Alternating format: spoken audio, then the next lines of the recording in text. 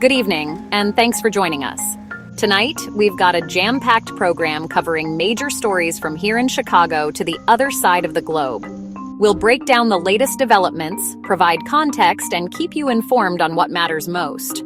First, we're following breaking news right here in Chicago. Heavy rains have caused major flooding in several suburbs. We have live reports from the hardest-hit areas coming up. Also tonight, a judge has blocked former President Trump's ban on transgender individuals serving in the military. This is a major setback for the Trump administration and could have far-reaching implications.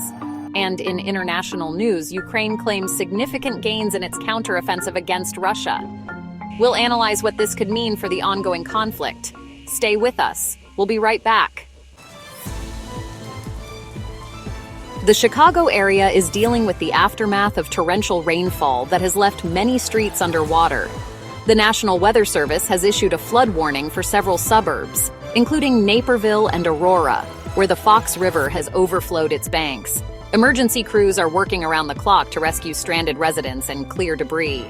Several roads are impassable, and authorities are urging people to stay off the roads unless absolutely necessary. This flooding comes as a major inconvenience for many residents who are still cleaning up from the last round of storms. The ground is already saturated, making it difficult for the water to recede. We'll continue to monitor the situation and provide updates as they become available.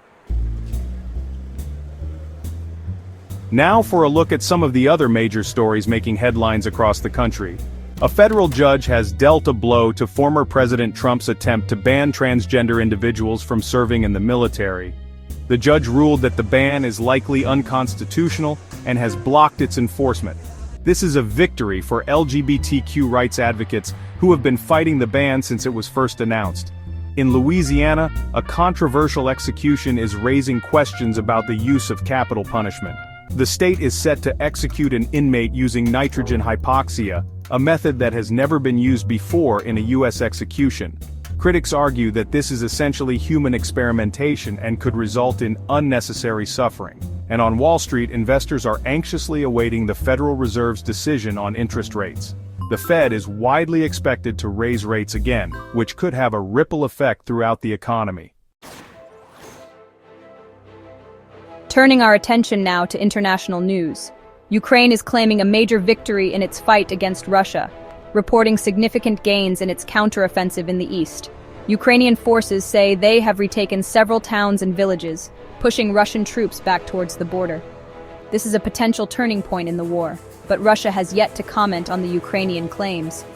Protests continue to engulf Iran following the death of Mahsa Amini, a young woman who died in police custody after being arrested for allegedly violating the country's strict dress code. The protests have spread to cities across Iran, with demonstrators calling for an end to the country's theocratic regime. And in the UK, Prime Minister Liz Truss is facing growing calls to resign after her economic plan sparked chaos in the markets. The pound has plummeted to record lows, and the Bank of England has been forced to intervene to stabilize the economy. That's all the time we have for tonight. We'll be back tomorrow with more news from around the world. Don't forget to like this video and subscribe to our channel for the latest updates. Good night.